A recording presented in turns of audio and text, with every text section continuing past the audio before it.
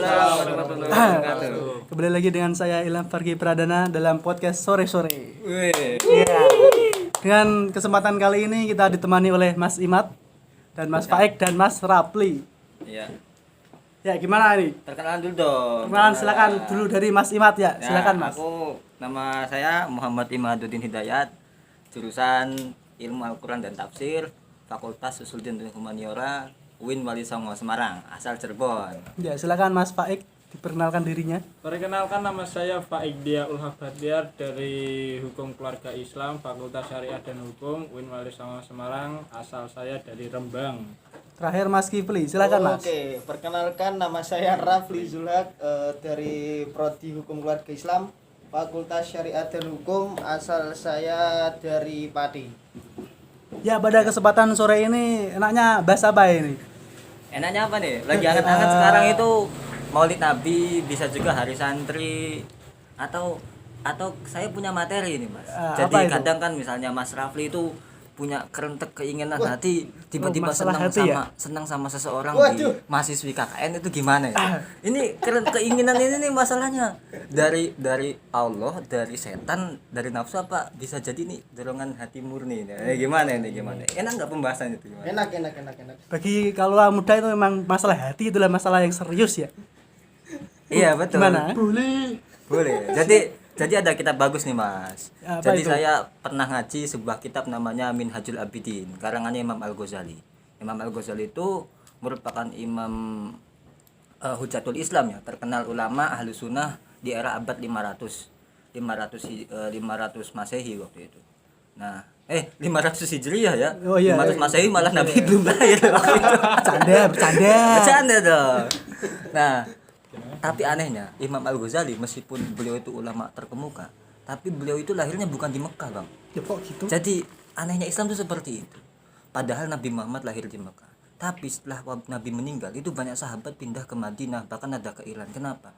Kata Mbah Memun, biar Islam itu menjadi rahmat bagi semua alam. Maka banyak sekali ulama-ulama terkenal di Indonesia, kayak Syekh Ihsan Jampes, Imam Nawawi Banten. Itu hebatnya Islam itu. Nah, Imam Al-Ghazali punya karangan hebat, itu tentang hati. Jadi kata Imam Al-Ghazali gini mikirnya, kalau Allah saja mewajibkan kita untuk ibadah zahir, sholat bagaimana, lalu syariat mewajibkan bagaimana tata cara sholat, bagaimana sholat yang benar, bagaimana zakat yang benar, begitu pula hati. Kita harus bisa melatih hati.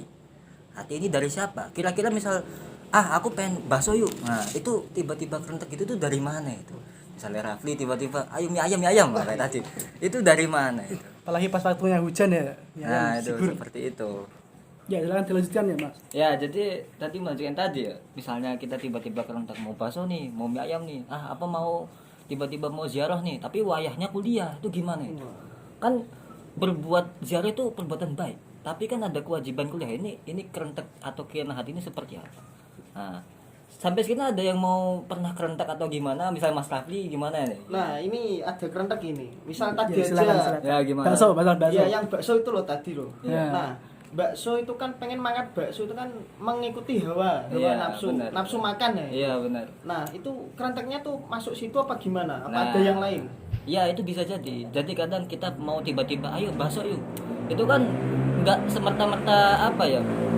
Punya sekian banyak kemungkinan. Bisa jadi memang kita lapar sehingga kita butuh itu. Atau bisa jadi kita udah kenyang, tapi karena memang kita mau sekali bakso sehingga tiba-tiba kerentak itu. Itu kan bukan dorongan-dorongan yang baik. Karena padahal udah kenyang. Syariat melanggar, kalau udah kenyang jangan makan. Nah, kita kembali lagi ke pembahasan. Jadi Imam Al-Ghazali punya kitab namanya Minhajul Abidin. Nah, jadi judulnya itu klasifikasi keinginan hati dan cara membedakannya. Dari Allah kah, malaikat, setan, atau hawa nafsu. Jadi ada 4 ya. Kata Imam Al-Ghazali gini, manusia itu sejak lahir ada 3 pengajak hati. Jadi kita tuh punya 3 pengajak hati. Pertama setan, yang kedua malaikat, yang ketiga hawa nafsu. Nah, itu dibekali 3 itu. Jadi kita tuh di dalam tubuh kita ada setan. Nah, setannya disebut setan was-was namanya.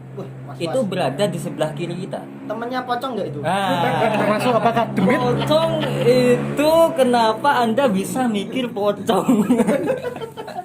Nah, kedua Karena jadi setan. lontong. Kan pocong itu bukan setan, Bro. Pocong itu jin, itu makhluk jin. Nah, oke, setan. Namanya setan was-was ya. Nah, itu ada di sebelah kiri, tempatnya sebelah kiri. Lalu yang kedua malaikat tadi. Malaikat itu mengajak kebaikan tentu ya, tapi nanti beda pengajak kebaikannya. Oke, nanti lagi kita lanjut. Malaikat itu berada di sebelah kanan. Nah, yang ketiga itu hawa nafsu. Nah, hawa nafsu ini bisa ngajak kepada kebaikan, bisa ngajak pula kepada keburukan, tapi cenderungnya keburukan nafsu ini. Nah, meskipun demikian, meskipun ada 3 pengajak nafsu, itu semua berasal dari Allah. Nah, dalam istilah ilmu hati disebut khotir. Namanya apa? Khotir. Khotir itu pengajak hasrat hati keinginan.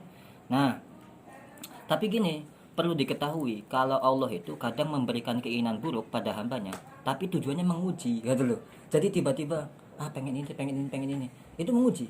Misalnya lagi rajin, tiba-tiba kerentak, mau tidur aja lah, malas ngaji. Nah, itu kerentak itu kan buruk sebenarnya. Padahal Allah yang menghendaki tuh. Tapi hal itu ditujukan bukan berarti Allah mau menghendaki buruk sama hambanya. Loh, kok Allah kok ngongkon elek? Enggak gitu. Kadang-kadang Allah nyuruh gitu tuh karena memang menguji. Imat nih kuat enggak sih melakukan ibadah ini. Jadi punya kerentak itu. Ya, jadi paham kan? Kerentak itu gitu. Kerentak hasrat hati itu gitu. Nah, jadi ada 3 pengajak hati. Sebelumnya kita beranjak dulu ke nomor 1, yakni setan. Setan itu meski selalu mengajak hal buruk, setan ya. Setan tuh ngajaknya buruk terus, tapi kadang juga ngajak yang baik. Nah, dulu. Apa tuh? Setan tuh ngajak yang baik kadang. Apaan tuh? Maksudnya gimana? Maksudnya setan tuh kadang nyuruh kita untuk berbuat yang baik, tapi nanti intinya jadi buruk. Contohnya, contohnya, Raffi, ayo tahajud yuk jam 3. Habis tahajud tiba-tiba, wah, kamu hebat bisa tahajud. Coba lihat teman-teman kamu, wah, turu tok. Itu setan itu. Jadi awalnya ngajak kebaikan, tapi nanti setelah sholatnya dibuat ujub, dibuat sombong, dibuat ria. Itu setan. Di antara kerentaknya gitu. Nah, berarti kerentak ajakan setan yang baik itu pada dasarnya nggak baik sebenarnya. Tapi kan kita nggak tahu dari mana. Ya, kan? cara membedakan itu gimana Nah, kan? Ya, silakan Hasan. lanjut. Oke. Salah satu guru Imam Al-Ghazali mengatakan demikian. Yang dimaksud mengajak hal baik itu gini, mengajak pada kebaikan yang tidak semestinya diutamakan. Contohnya, jadi mengajak pada kebaikan, tapi semestinya itu nggak diutamakan, bukan prioritas kebaikan itu setan. Jadi setan itu mengajak kebaikan tapi bukan prioritas. Contohnya, pelajar itu punya mahasiswa misalnya, dia kewajiban utamanya masuk kuliah, tapi tiba-tiba kok, bolosnya tapi diajak kebaikan. Ayo ziarah yuk. Masuk ya. Ini bingung ini. Gimana itu gimana? Jarang itu baik. Ziarah. Bolos itu buruk. Nanti paling yang ngajarin, ziarah kan baik. Nah, gimana? Nah, ini yang ngajak siapa tuh? Nah, itu ajakan seperti itu namanya ajakan setan. Tapi niatnya setan tuh sebenarnya buruk tuh. Buruk. Tapi Jangan dengan bolos. bungkus kebaikan. Seakan-akan itu baik. Manipulasi ya. Manipulasi. Nah, itu. Terus gini, setan mengajak kebaikan. Setelah itu, setan membujuknya agar dia melakukan dosa. Yang dosa itu nggak sebanding dengan kebaikannya. Kayak tadi kasusnya. Setan ngajak kita untuk ibadah tahajud. Tetapi akhirnya disuruh ujub. Sombong. Yang mana ujub itu dosanya lebih besar, nggak sebanding dengan pahala tahajud itu. Siap. Loh, coba lihat iblis. Iblis itu karena sombong dia dikeluarkan, bisa jadi dimurkai sama Allah. Tapi kalau nggak tahajud kan hanya sekedar nggak melakukan kesunahan kan. Artinya sunnah itu nggak wajib itu. Sunnah itu bukan yang hal wajib. Tapi sebab dia ujub ini tidak sebanding dengan dosa yang ujub ini merupakan dosa yang tidak sebanding dengan tahajud itu sendiri. Jadi maksudnya setan mengajak kebaikan itu ada 2 kemungkinan. Pertama, setan mengajak keburukan tapi dibungkus dengan kebaikan. Yang kedua, setan pertamanya ngajak kebaikan tapi akhirnya setan bujuk dengan dosa yang lebih besar ketimbang kebaikan itu sendiri. Oke. Itu setan. Saat menipu, Lalu ya? yang ketiga, nafsu. Nah, ini. Nafsu ini rada berat. Karena nafsu itu nggak bisa dihilangkan. Nafsu itu udah bawaan manusia. Nah, maka darinya kita nggak bisa menghilangkan nafsu syahwat. Nafsu syahwat itu nggak bisa. Karena bagaimanapun juga itu udah bawaan. Nah, makanya kan kata Nabi, perang yang paling besar itu perang melawan nafsu. Karena bagaimanapun juga nggak akan bisa mengalahkan nafsu. Sampai mati tetap di bawah. Nah, tapi gimana caranya? Caranya nafsu itu dikendalikan sama kita. Nah, sekarang gini. Ibarat lomba tarik tambang. Jadi kita mengumpamakan tuh tarik tambang. Nafsu itu keinginan dasar terhadap sesuatu. Jika nafsu banyak dipengaruhi oleh setan, maka nafsu kamu akan dikuasai setan. Dan sebaliknya, ketika nafsu itu dikuasai malaikat, maka keinginan nafsunya banyak dikuasai malaikat. Jadi ibarat tarik tambang itu tengah-tengahnya itu nafsu.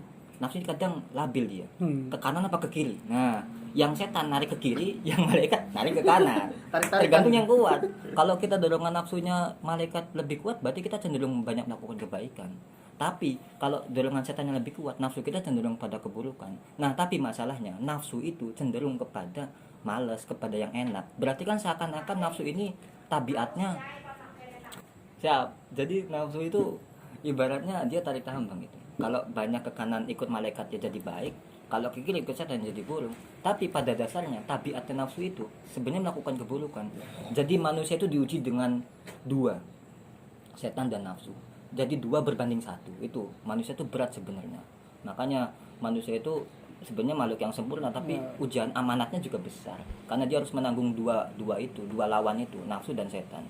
Nah, sekarang udah masuk ke cara membedakan nih. Nah, cara membedakan. Jadi ada 3 benar pengertian. kan ada Gimana, 3 gimana? tadi, Iya. setan, Nafsu sama malaikat. ya 3. Jelaskan dulu yang malaikat seperti apa tadi. Ya, kalau malaikat itu mengajak kebaikan. Nah, Ada di sebelah kanan. intinya Namanya kebaikan. malaikat mulhim namanya. Malaikat mulhim itu memberikan ilham atau memberikan kebaikan. Wih, Ilham wih bukan ilham nama orang ya. Karena sebelah Wih kanan. dong. Jadi ilham di sini bukan malaikat gitu ya. Tapi nah makanya kalau ilham ini kok malah kalah terus sama malaikat ya berarti ilham ini tidak cocok dengan malaikat. Pakai nama ilham. Kata nama. Aduh gitu. Nah sekarang cara membedakan keinginan hati. Nah, Iya, silakan. jadi 3 pasal kata Imam Ghazali. Pertama, kerentak itu baik apa buruk? Nah, tiba-tiba mau ini, tiba-tiba nggak mau ini. Ini baik apa buruk? Secara global dulu ya, secara global. Yang kedua, jika buruk. Nah, jika kerentak itu tiba-tiba mau yang buruk, ini dari mana? Kerentak ini dari Allah untuk menguji tadi, dari setan atau dari nafsu. Nah, terus yang ketiga, kerentak ini baik. Nah, baik ini dari mana juga ini? Belum tentu kan? Bisa baik dari setan bahkan ya. Tapi bisa juga baik dari Allah, bisa juga baik dari malaikat atau dari nafsu. Jadi kalau kerentak baik lebih banyak ketimbang kerentak buruk itu potensinya. Nomor 1, dengan berbagai pertimbangan. Nomor 1 berarti cara membedakan yang baik atau yang buruk sekarang. Tiba-tiba mau bakso, tiba-tiba nggak mau ini, tiba-tiba mau ini. Ini dari mana? Baik apa buruk? Pertama kita pikir dulu, kerentak hati itu sesuai syariat atau tidak. Tiba-tiba mau ini, aku wis kenyang, tiba-tiba mau bakso. Nah ini dipikir-pikir dulu ini baik apa buruk? Pikir lagi, tadi aku udah makan, udah kenyang, kok mau bakso? Berarti nggak baik kan? Kan secara syariat salah kan? Syariat mengatakan kalau udah kenyang jangan makan lagi, nanti malah ngantuk, malas ibadah. Berarti kan buruk, berarti timbangannya syariat. Jadi kalau sesuai syariat berarti baik, tapi kalau belum berarti enggak. Nah tapi kalau kita nggak alim misalnya, mau nanya nggak ada yang tahu, atau kita belum belajar tentang ini, gimana? Ikuti orang soleh. Nah gampang. Makanya ketika kita tidak tahu ini baik apa buruk misalnya, ya kita lihat orang-orang soleh, lihat kiai-kiai, lihat ulama kan. Oh ternyata ulama ini sedikit makannya, oh ternyata ulama ini sedikit jajannya misalnya. Ya udah, berarti kita ikuti itu. Jadi pertimbangannya nggak pakai ilmu kita, tapi pakai kebiasaan orang soleh. Kalau kata orang soleh biasanya baik, ya kita anggap itu baik. Kalau kebiasaan ulama, ini nggak baik, bagi ulama jarang dilakukan, berarti itu kebiasaan atau kerentak keinginan hati yang buruk juga. Gitu. Terus yang ketiga, pertimbangan dengan nafsu. Nah, nafsu itu kan secara tabiat, secara spontan itu kan menghindari hal yang tidak enak kan. Nafsu itu cenderung kepada yang enak loh. Nafsu cenderung pada yang enak, pengen yang enak terus nafsu itu. Berarti gimana? Ya berarti kalau yang nafsu cenderung, berarti ya nggak baik. Gitu aja gampangnya. Tiba-tiba mau bakso. Nah, itu cenderungnya nafsu itu maunya kan. Nah, berarti tinggalkan. Nah, gitu. Berarti misal kita mau bakso, itu kan cenderung nafsu. Nafsunya itu mau bakso kan. Berarti yang baik untuk tidak makan bakso. Jadi pertimbangannya nafsu. Kalau untuk kretek sendiri ini kan masih kretek nih ya belum dilakukan. Nah, apakah untuk kretek itu bisa dapatkan pahala atau dosa atau gimana? Sebelum dilakukan cuma di batin. Untuk kretek-kretek ini ulama berbeda pendapat ya. Sepengetahuan saya seperti ini, sepengetahuan saya itu kretek hati itu jikalau itu hal yang spontan itu nggak diapa-apakan sama Allah. Kayak lisan lah. Lisan tuh kalau tiba-tiba spontan apa misalnya kan ngomong kotor itu bisa jadi itu nggak dianggap karena itu udah alami gitu. Sabkul lisan itu bahkan nggak dianggap dalam ini kan, dalam talak, dalam pengadilan tuh nggak dianggap biasanya kalau sabkul lisan atau spontannya lisan itu. Sama dalam hal sumpah juga, dalam bab sumpah itu sabkul lisan itu nggak dianggap. Nah tapi ada lagi yang berpendapat tetap hati itu bisa dapat ganjaran. Loh kenapa? Iman loh. Wong iman itu kan bisa masuk surga. Apakah iman itu perbuatan fisik? Enggak, iman itu hati. Tapi Allah menganggap hal itu kan. Berarti hati juga kadang dipertimbangkan gitu. Nah, maka darinya ada kaidah zuhud yang paling tinggi itu ketika dia tidak mau kerentek apapun. Jadi nggak mau kerentek apa namanya, bahkan nggak ada kerentek jelek. Jadi kita tiba-tiba kan kadang orang masih kerentek jelek. Nah, dia kan potensi melakukan, potensi tidak. Tapi ada orang lebih hebat, dia nggak kerentek sama sekali. Oh, itu kan udah hebat. Itu udah bantuan dari Allah itu. Iya, itu caranya gimana biar bisa Nah, membiasakan? itu membiasakan hal itu. Kata Imam Al-Ghazali, harus biasa meninggalkan hal yang buruk dulu, biar nggak biasa kerentek buruk. Yes. Gini Mas, saya mau tanya Ya, gimana? yang sederhana saja. Heeh. Misal kita kan sudah sholat, kan kita wudhu, terus kemudian sudah mendekati waktu sholat berikutnya. Iya. Kita itu hati kita itu biasanya kan sudah sudah batal wudhunya, tapi kok Masih bimbang. ya masih bimbang antara batal atau belum. Itu gimana? Soalnya kalau kan takutnya itu kalau ternyata batal nanti kan Sholat kita nggak sah. sholat Iya, nggak sah sholatnya. Itu gimana Ya, caranya? jadi ini sebenarnya masuk dalam bab fikih ya. Oh. Jadi kalau kita meragukan kita masih punya wudu atau tidak. Nah, para ulama memberikan hukum kita masih dalam keadaan berwudu. Kenapa? Karena kita meragukan batalnya atau tidak. Kan gitu. Aku tadi batal belum ya? Berarti kan kita meragukan batalnya. Berarti hukum asal kita punya wudu. Nah, hukum asal kita punya wudu. Beda kalau gini, aku tadi udah wudu apa belum? Nah, yang kita ragukan kan wudunya. Oh. Yang kita ragukan wudunya. Berarti dasarnya kita belum punya wudu. Beda loh ya. Aku ngomong gini, tadi aku udah batal belum? Berarti kan pada dasarnya aku punya wudu, cuman diragukan batal atau tidaknya. Berarti berarti mengambil hukum asalnya, yaitu masih punya wudu. Tapi kalau meragukan aku udah wudu belum ya? Berarti kan aku meragukan udah punya wudu atau belumnya. Berarti hukum asalnya belum punya wudu gitu. Jadi kalau diragukan, jadi kalau pertanyaannya aku udah wudu belum, berarti belum wudu. Tapi kalau aku udah batal belum, berarti belum batal. Meskipun nyatanya kita nggak tahu, namanya kan ragu. Itu dalam fikih namanya al aslu baqa'u makana ala makana. Mengambil hukum terhadap apa yang menjadi hukum dasar gitu. Oke. Itu fikih. Sekarang kerentek hati tadi kan secara umum. Pertimbangannya pakai ilmu. Kalau kita nggak alim kita tanyakan. Kalau nggak ada yang bisa menanyakan, kita lihat orang soleh melakukan atau tidak. Kalau kata orang soleh melakukan itu baik, kalau nggak baik itu buruk. Pertimbangan ketiga makan nafsu. Nafsu itu cenderung pada yang enak. Berarti kalau kata nafsu iya, berarti kita harus tinggalkan. Ya, karena nafsu itu cenderung yang tidak, ya cenderung yang enak. Nah sekarang gini, kalau kerentak itu buruk, tiba-tiba mau ngapain lah, kerentak buruk, mau minum arak misalnya, itu, aku tiba-tiba mau ekstasi nih, biar otaknya cerah nih. Nggak terlalu stres. Gimana itu gimana? Nah ini gitu. Apa itu tuh gas? Gini. Jika kerentak burukmu itu mantep, yakin, berarti itu hawa nafsu. Hawa nafsu itu dari Allah, bisa jadi. Nah. Bisa jadi dari Allah. Tiba-tiba aku kok males ya. Males itu mantep betul, nggak mau sholat. Nah, bisa jadi dari Allah, nguji bisa jadi. Kuat nggak di imanmu ini? Males mau ngajar ngaji, bisa jadi dari Allah, mantep kok kerentakku. Buruk kan, mantep buruk kerentak. Tapi bisa juga dari hawa nafsu. Nah, kenapa bisa dari Allah? Karena Allah mau menguji hambanya, kuat atau enggak. Nah gitu. Kenapa dari nafsu? Karena nafsu bawaan, nafsu itu selalu. Makanya ibarat Imam Al-Ghazali gini, kalau kerentak nafsu itu ibarat satu singa yang besar. Mantep kan, satu tok tapi udah bisa menggetarkan tubuh. Tapi kalau kerentak dari setan yang buruk, itu ibarat beberapa kelompok anjing. Anjing itu kecil-kecil, diusir bisa, tapi diusir datang lagi. Setan tuh gitu. Misal kerentak dari setan gitu. Nanti pembahasan setelahnya. Oke. Jika kerentak burukmu itu susah dihilangkan dengan zikir ta'awuz, jika kerentak burukmu itu susah dihilangkan dengan zikir ta'awuz, berarti dari nafsu. Tapi jika hilang dengan zikir kayak gitu, berarti dari setan. Nah, tadi kembali lagi, karena setan itu godaannya lemah sebenarnya. Setan itu godaannya lemah. Dia dipakai ta'awuz juga bisa. A'udzubillahi minasyaitonirrajim. Hilang. Langsung hilang. Itu Tapi- setan. Tapi datang lagi, itu setan. Jadi misalnya wis mangan sih, tiba-tiba mau bakso. Ayo bakso man. Saya tak ngaji. Terus ayo bakso lagi. Main bakso lagi. Terus mangan di mangan. Tiba-tiba mau bakso, itu setan berarti. Tapi beda kalau gini, kalau dari nafsu, pengen bakso, dibawa ngaji, pengen bakso. Lagi ngaji lu, pengen bakso. Ditinggal mandi, pengen bakso. Berarti kan mantep. Itu nafsu namanya. Jadi nggak bisa dihilangkan. Makanya nafsu itu abot. Nah, itu kerentak buruk. Bisa kalau mantep dari Allah atau dari setan. Kalau mantep kerentak buruknya dari Allah karena mau menguji atau dari hawa nafsu.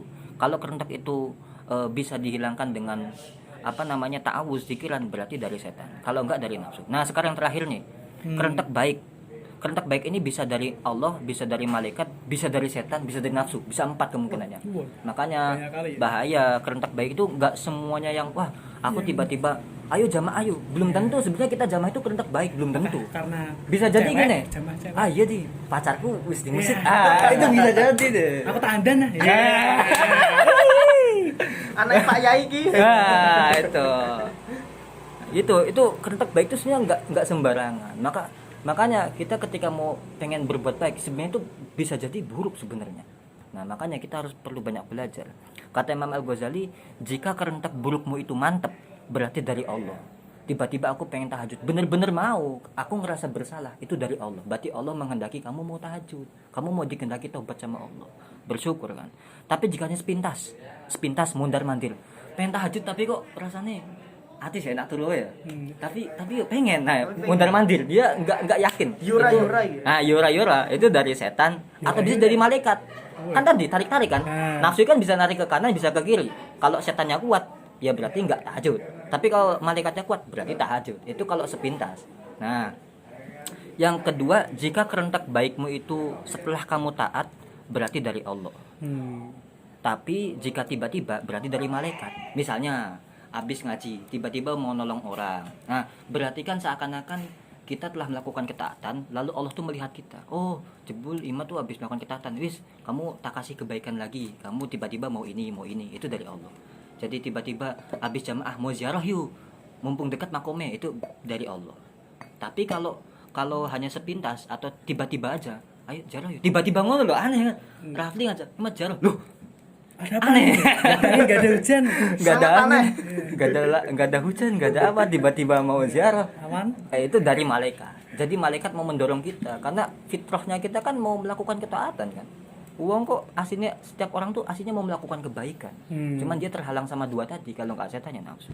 Ya itu jadi kalau habis taat dari Allah, tapi kalau tiba-tiba langsung itu dari malaikat.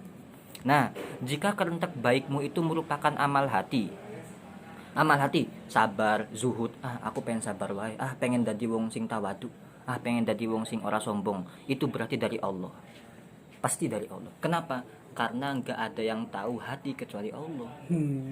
Nggak mungkin malaikat sama setan tahu isi hati, enggak. Malaikat sama setan tuh nggak tahu isi hati. Nah, maka darinya ada hadis mengatakan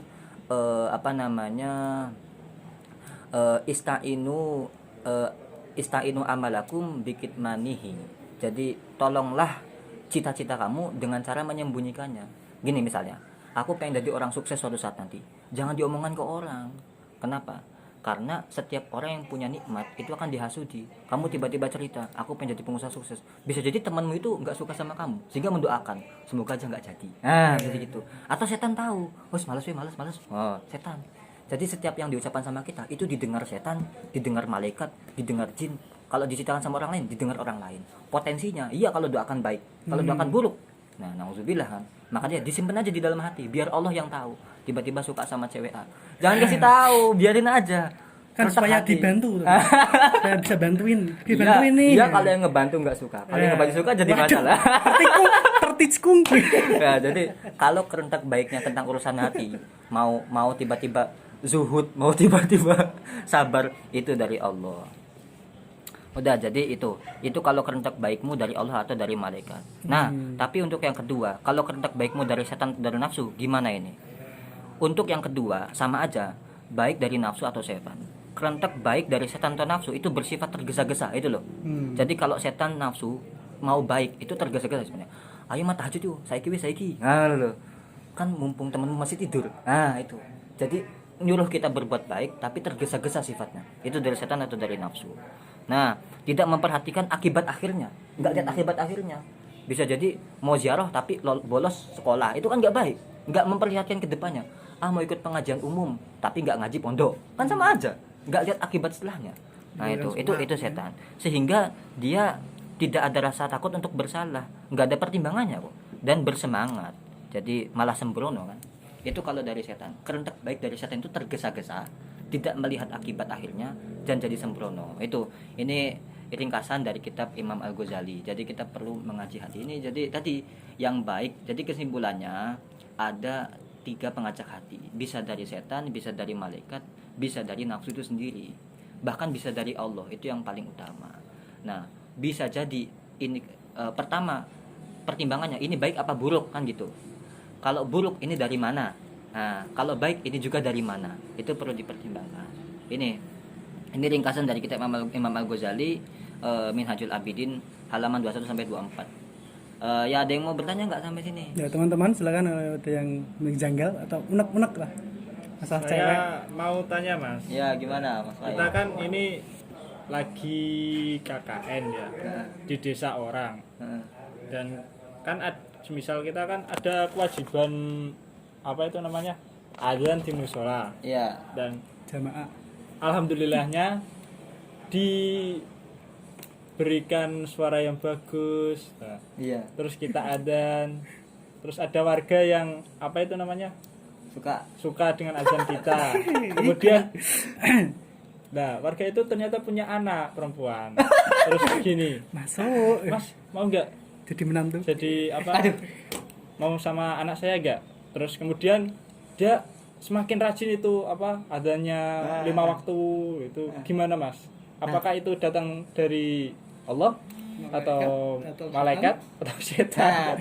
Tadi kan keinginan hatinya berupa azan ya kan. Iya. Berarti motivasinya atau yang diinginkan itu baik, yang diinginkan baik, tapi motivasinya kan buruk. Berarti bisa jadi itu kerentek buruk kan? Karena motivasinya buruk. Tapi hal itu terjadi ketika udah berlama-lama motivasi baik. Awalnya azan karena Allah. Tapi lama-lama motivasi buruk. Berarti kan keinginan buruk. Itu bisa jadi Allah. Kenapa? Karena Allah mau menguji. Ya, kamu azan benar ikhlas sama aku enggak?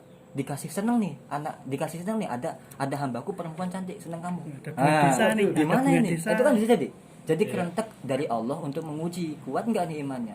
Terus kata dia misalnya, itu mah paling biasa, Allah masih punya yang banyak cantik-cantik kayak gitu. Nah, barangkali dari hal itu kata Allah, oh ternyata kamu kuat atas motivasiku, tetap karena aku wis tak kayak sing lebih apik sing iki. Ya, ini bisa jadi. Hikmahnya kayak gitu.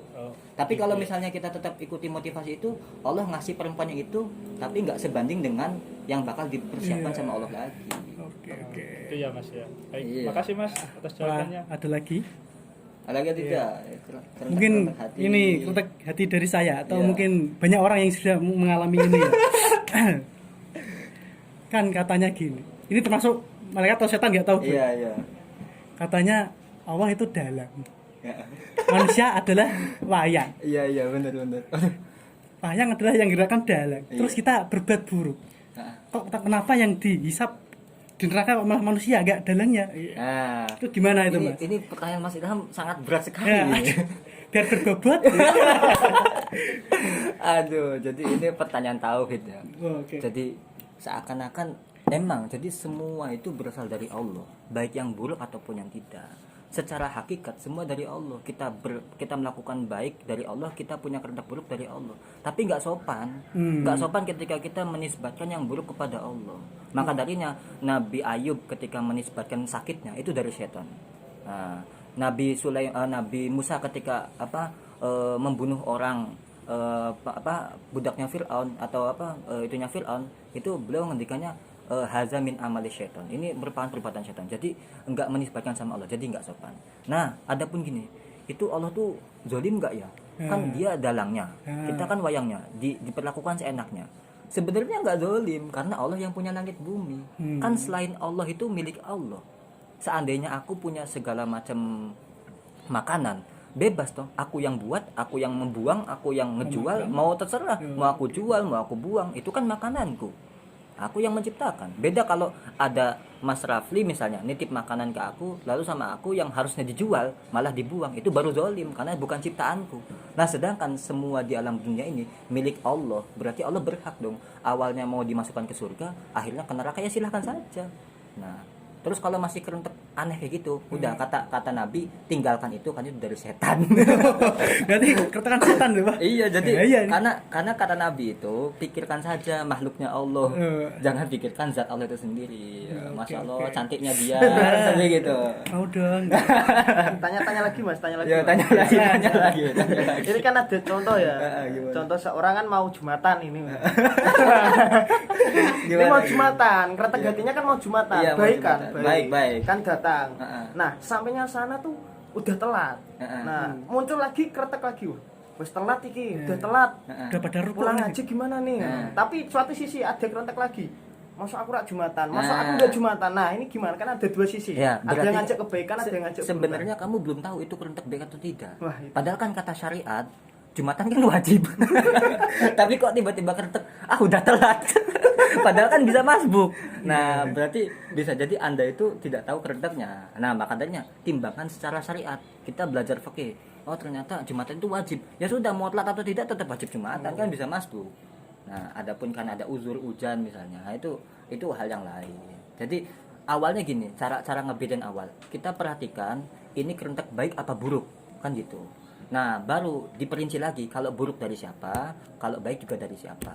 Itu. Jadi nggak langsung ini kan baik, ini kan buruk, kan nggak bisa ditentukan. Kita harus punya ilmu dulu untuk menentukan ini baik atau buruk. Seperti itu. Ya kayaknya cukup sekian Mas Ilham. sekian, ya. Kita udah bahas kesana sini 20, hampir 30 menit ini. Ya, Nggak hampir kerasa. setengah jam lebih ini. Ngomong apa ya? Boh. banyak ilmu dari Gus Imat Ya. ya. Terima kasih untuk teman-teman yang sudah Ya. mendengarkan. Terima kasih untuk Mas Imat, Mas Sama-sama. Faik dan Mas Rapli ya. Ya. Oke, sekian dari kami. Terima kasih. Wassalamualaikum warahmatullahi wabarakatuh. Waalaikumsalam warahmatullahi wabarakatuh. Oke, welcome back.